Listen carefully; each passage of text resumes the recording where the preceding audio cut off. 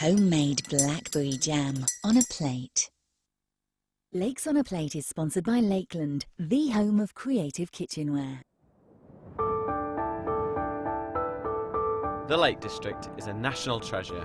From the mountains to the valleys, it's a land of breathtaking scenery. A natural playground that covers over 800 square miles. And it's my culinary playground. I'm Peter Sidwell, I'm a chef. And this place is not only my home, it's my inspiration. Every day I discover new and exciting produce to cook with. Coming up, butternut squash and ricotta pasta, chorizo and crouton salad, and a visit to an award-winning dairy farm and a local producer of Cumbrian chorizo. Welcome to the Lakes on a Plate.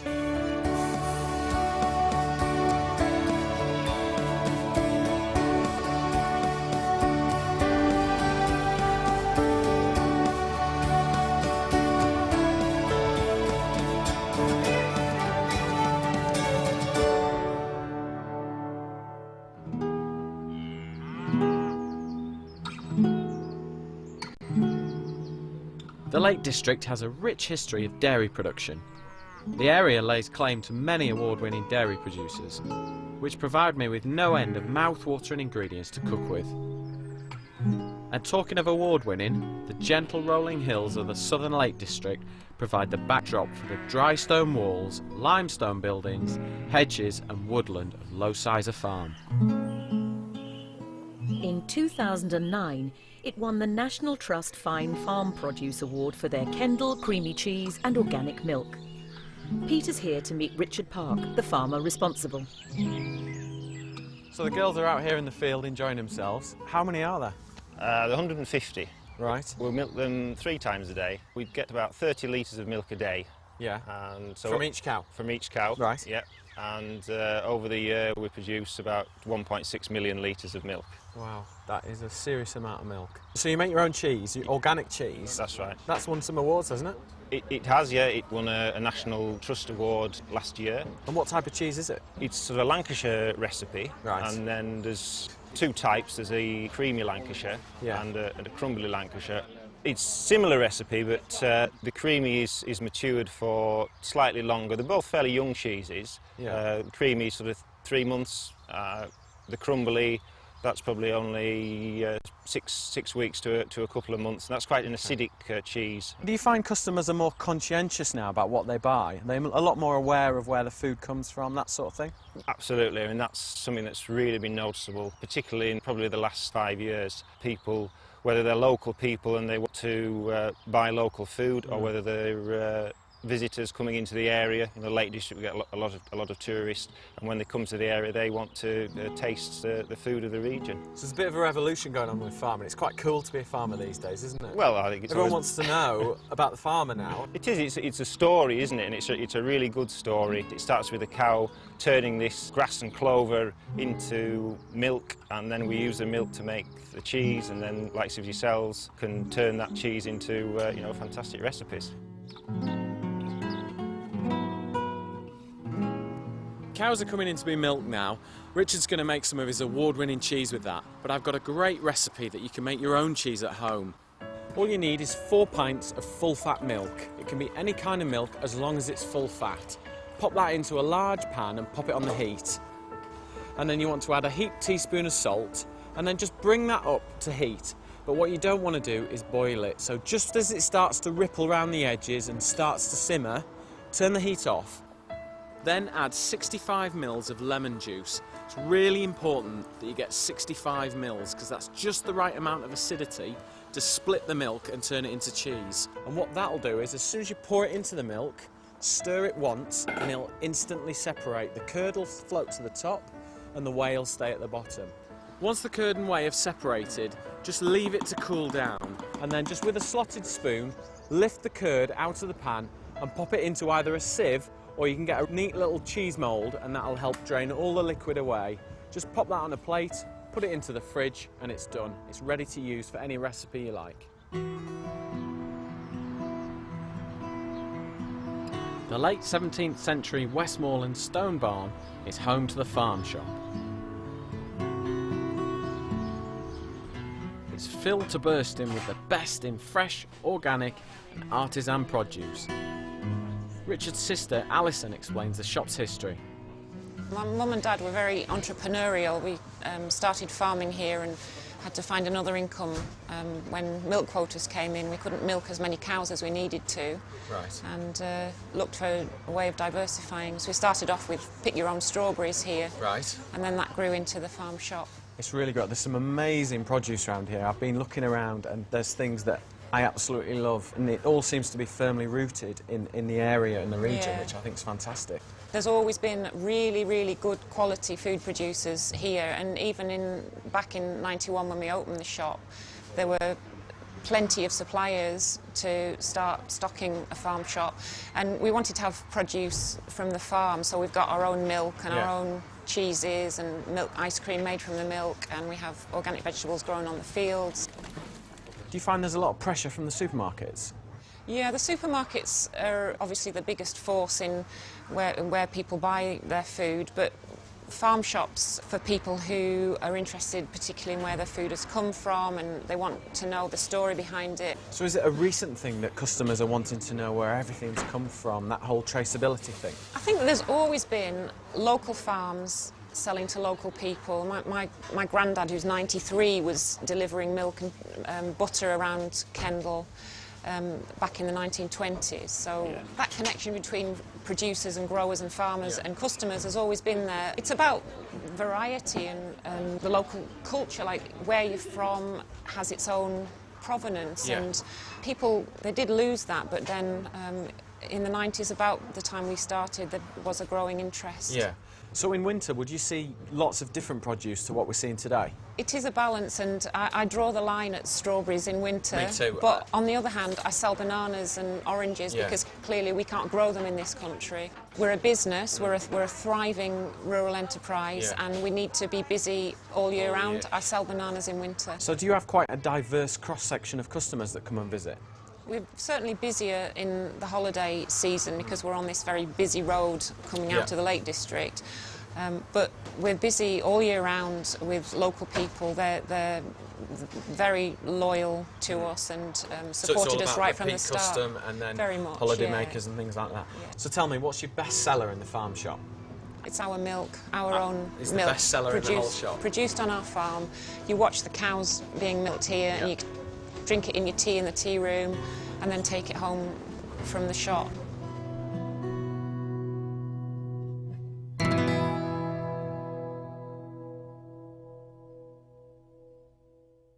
I've made a homemade ricotta here. I wanted to show you a perfect way to use that for a dish. I'm going to roast some butternut squash and some sage together. Perfect combination. And then we're going to stir in some ricotta and then just some nice fresh pasta. So, cut the squash down the middle. And then with a spoon, you need to scoop out all these seeds. So just scoop those straight out. You don't want these. And then scoop that one out there. Just get rid of all those seeds. And then with a knife, what we're going to do is just kind of score into the flesh. There's some nice deep cuts, so that when we put this in the oven and roast it, all the heat gets into the centre and it just cooks a little bit quicker. And it also it kind of lets all the flavour in really a lot quicker than if you just put it all on the surface. So just score it like that. And then get yourself a roasting tray, pop your squash on there, and then we're going to season this quite heavily. So we want plenty of salt on there, plenty of pepper. Be quite generous with this because butternut squash is quite sweet. And then we just chop up this sage quite roughly, it's just for flavour, and then just pop that on there as well. And then we want a good drizzle of olive oil because we want this to just crisp up and go really golden. So plenty on there. Any of the juices that we get from this as well, we'll chuck into the pan. There we go. Then I'm going to pop that in the oven at about 180 degrees, and that'll probably take about 45 minutes. The best way to check is if the squash flesh is really tender and soft, that means it's ready. The squash has been in the oven for about 40 minutes now. It should be really nice and sweet and roasted. And as you can see, look, it's really, really soft and squidgy. That's going to be absolutely perfect to stir into the pasta. So we'll remove these onto the chopping board and let them cool a little so they're a bit more easier to handle. Get that out of the way. And then with a spoon, just scrape out all that sweet roasted flesh. It should come out really easily. So just push it all out. You can see it's just coming out dead easy. Make sure you don't burn your hands. A little bit more there. Get every little bit you can. And then when it's done, just fold all that away. And then we can pop that in the bin, get that out of the way. Just going to get a pan on the heat. Let that get hot while we chop up the squash. So with a knife, just chop it up like this. Just chop it all up really loosely. You don't need nothing fancy at all. Just keep chopping. And as you can see, it's all just sort of pulped down now. And then that's just going to bind in with the pasta and the ricotta really easily. Just move all that to one side. Just scrape that off there. And then we're going to get the ricotta. So turn your ricotta cheese out. Give it a little tap. There we go. Look at that. Looks fantastic, that. And then just cut that straight down the middle. And then we're going to put one half in with the butternut squash. And then the other half, we can use that for anything we like. So we'll just transfer this into the pan. Scoop it all in. Just give the ricotta a quick chop up. Push that all in as well. That should do. And then just give it a really good stir together. Get it all mixed together so it's like a bit like a dressing and a sauce. Going to loosen this up with a little bit of olive oil as well. Just to make it really, give it that really nice sort of richness. Because we've got quite a lot of sweetness in there with the butternut squash and a creaminess of the ricotta. Got some spaghetti here that I've just cooked in salted boiling water. Just lift that out and pop it into the ricotta and then get your wooden spoon back in and get stirring it all together. Try and get all the spaghetti coated in that really nice sweet sauce. Turn the heat down nice and low because you don't want to scorch it. You just want to warm it all through now, ready for the table. That's about there. Just need to get a couple of bowls now. Just pop those down there. And then get one of those pasta spoons. A lot easier to lift the pasta out. And just serve it up. So I'm just going to serve that on there. Just going to finish that with a little bit of olive oil. Just drizzle that on. Just a nice drizzle, good extra virgin olive oil so you get that lovely flavour. A little bit of black pepper on there. And then I'm going to just finish that with a really nice ewe's milk cheese. Very similar to Parmesan, but it's a really good Cumbrian local classic. And just plenty of that on top. There we go, nice generous amount of that cheese. And there you have it. Roasted butternut squash, ricotta and sage pasta. A step-by-step guide to making this and all the other recipes in the series can be found at channel4.com/4food.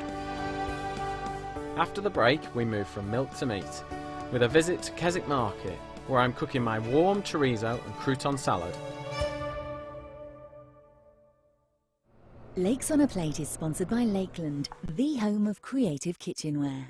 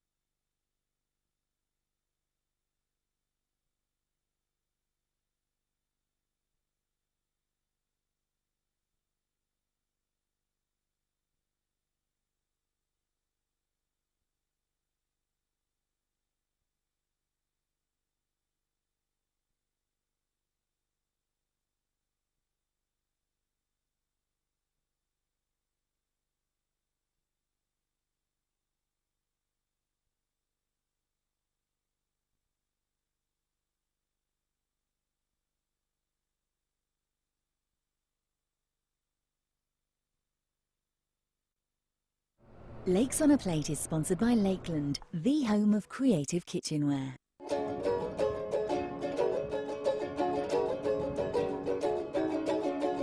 The stunning landscape of the Lake District is peppered with idyllic towns and villages.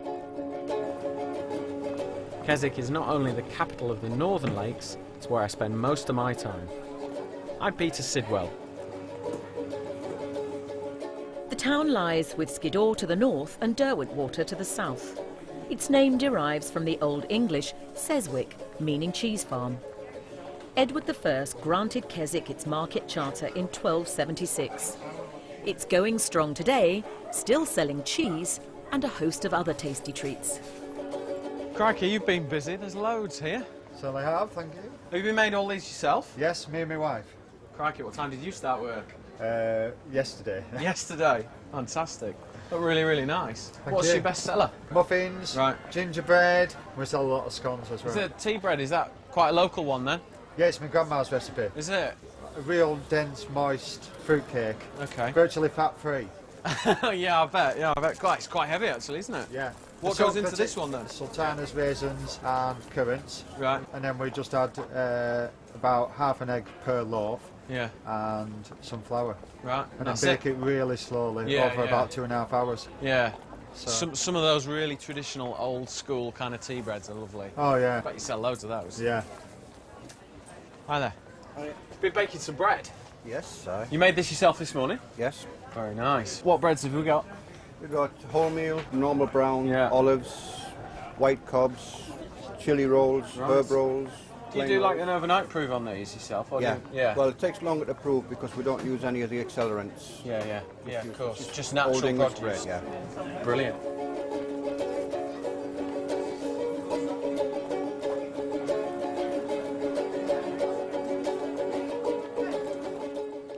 You got loads going on here. Oh, You made yes. all this yourself? Yeah, it's all homemade between me and my mum and dad in Kirby-Stephen. Crikey, you must have jam jars everywhere. Yeah, we've got a whole nice range of freshly picked local fruit jam. Excellent. I mean, we know a couple of local people who just yeah. give us all their fruit. So we make it Damsons, into that's jam. proper Cumbrian stuff, that, isn't it? Yeah. Where do you stuff. get your damsons from for these then? Well, they're Lyde Valley damsons. That's where the Right. really good ones are. That raspberry jam's really vibrant, looks Yeah, really good. Lots of fruit in them. Yeah, definitely. That's the key, isn't it, to good jam, is get loads and loads of fruit into it. No, it looks really good. Really good. Thank you. All right, cheers. One of the great things about local food markets is that you can often stumble across the odd culinary surprise. Mark Atkinson's stall is a case in point. What's going on with these sausages hanging up here? This is our Cumbrian chorizo, Peter, that we make Right. in our unit at Penrith. Now, chorizo is not particularly Cumbrian ingredient, is it? How have you come about making chorizo? I inherited the recipe off a guy that I bought the business off. He lives part of the time in Spain, Yeah. and he fetched the recipe over and put his own Cumbrian sort of... So when he's away on holiday, he's learned how to make quite an iconic Spanish product, brought it home, and then made it with his own produce. That's exactly what he's done, yeah, and we've carried it on and carried on using our own local pork for it. So tell me, how do you make chorizo sausage?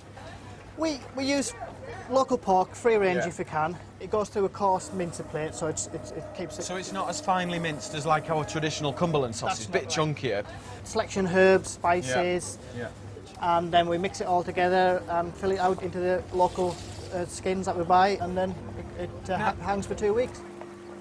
Now some of these, they're all a little bit different. Why is that? So, some of these are made fresh. Right. And So fresh like our traditional sausage that we would know. that's right, yeah. Right. That's right. And some of them have been hanging about 2 weeks in the air, and so they're drying and maturing. So they're starting to get kind of like salami, kind of cured meats kind of process. That's right, yeah. And how long have these been hanging up then? These have been hanging about a week now, so there's still about another week and a half Yeah. drying in the air, and they'll be ready. But you can use fresh chorizo or the dried one yeah, equally? You can use the fresh chorizo to cook with straight away. Yeah. After it's been drying about 2.5, 3 weeks, Yeah. you can eat it as it is. Now I'm going to be doing a little bit of cooking, so have you got some of the dried stuff that I could use? Yeah, make some of that for you. That's perfect, thank you very much. Cheers.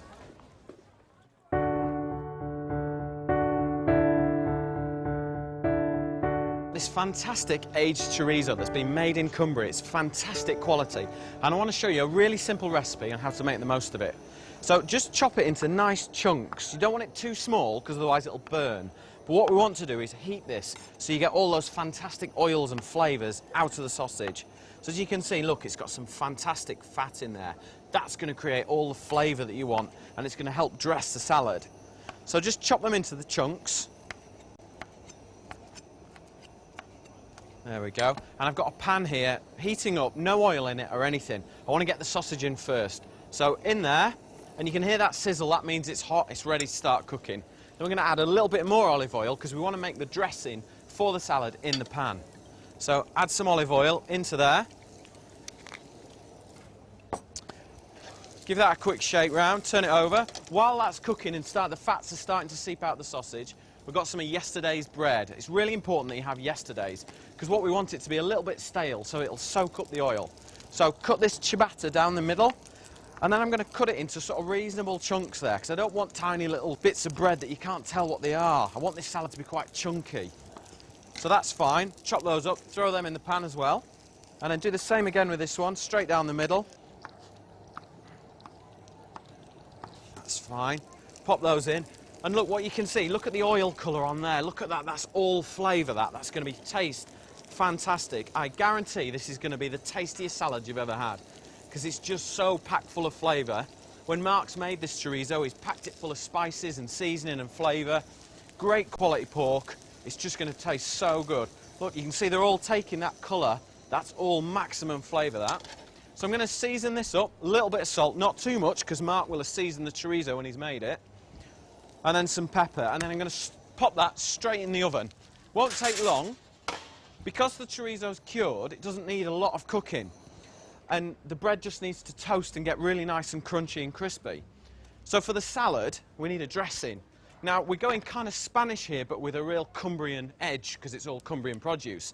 So I want to use sherry vinegar to make a dressing. So usually work on 1/3 vinegar, 2/3 oil. So pour it straight into the salad bowl that you're going to make the salad in anyway, because we don't want to make any extra washing up, because I don't believe in that. Give that a quick whisk up. Just try and get the oil and the vinegar to mix together, and then just have a little taste. What you want to do, you want that balance of acidity and oil. You don't want it to be too sharp that it kind of hits the roof of your mouth, but you don't want it to be too oily. That should do. And then I'm just a little bit of black pepper in there, and then just pop that to one side. Now for the salad bit, we've got some baby gem lettuce. Now I'm just going to chop these into the bowl. I'll chop them really, really chunky, because like I said, I want you to be able to tell what's in the